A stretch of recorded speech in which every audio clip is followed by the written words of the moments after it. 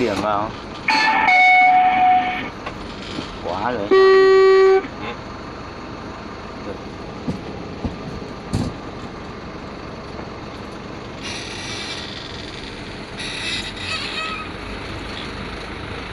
Bài thi tiếp theo, bài thi dừng xe và khởi hành ngang dốc. Hồi chưa, mày xem hồi chưa? Mày cứ ga vừa vừa thôi, không phải ấy mà xe này nó không như cái xe 11.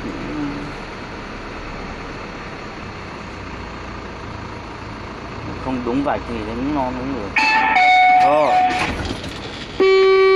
Phành mẹ, phành đéo gì mà phành mẹ như này.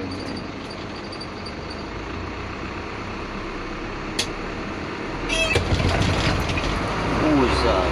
Bài thi tiếp theo, bài thi qua vệt bánh xe và đường hẹp vuông góc. Thả nó nhẹ nhàng thôi đi về. Mình biết. Đi về thế này nó chết máy.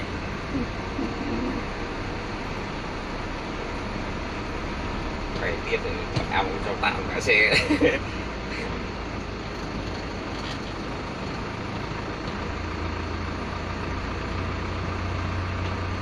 Ô, cái này nó không đồng hồ à? Yeah. Ga vẫn lên đấy.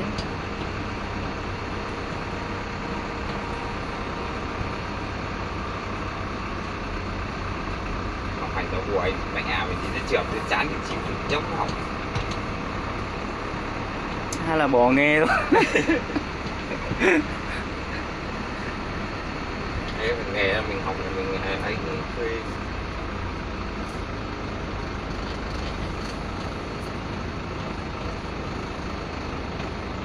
Gì mẹ cái ghế này đéo quen phụ nó chỉnh tí mà người ta lấy tao phải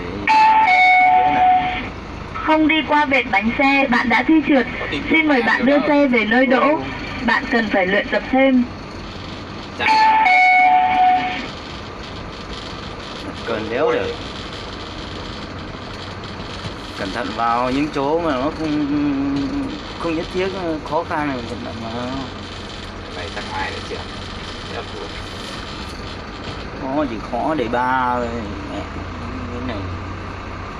Làm lại không đấy đạp vào đây không được cái cũng chịu.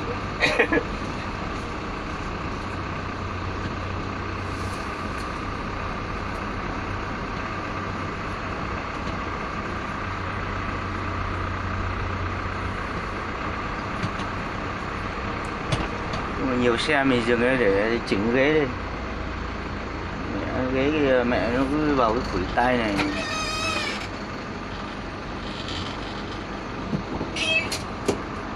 Ghế làm sao? Cái cuối thế này mày phải nó nằm ngửa tí chứ. Chỉ bên kia sao đấy.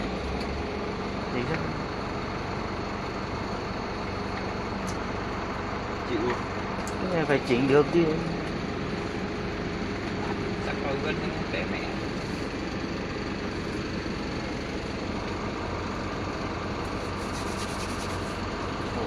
Quậy đi mấy vòng cũng được. Chán thế. Đi đi.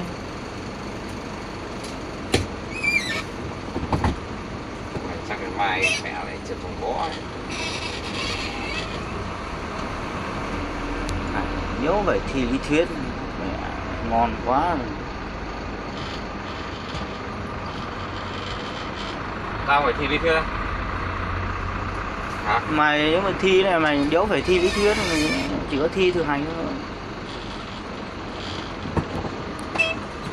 Còn cái nó biết bớt.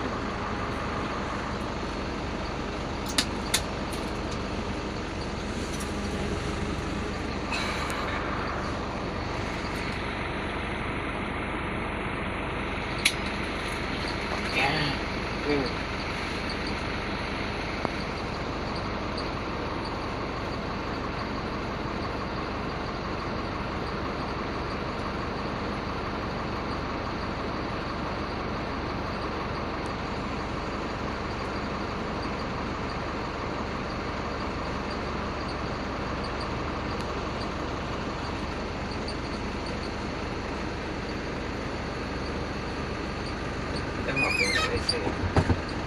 Có được không?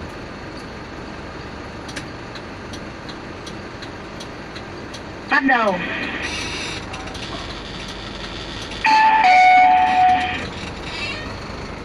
Bài thi tiếp theo. Bài thi dừng xe nhường đường cho người đi bộ. Ui.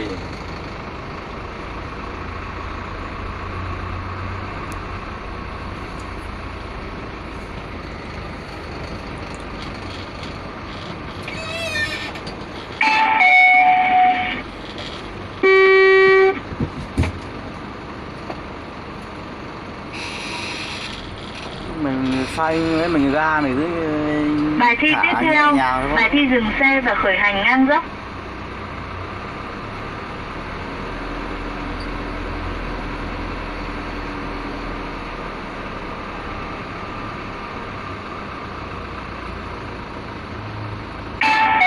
Ồ.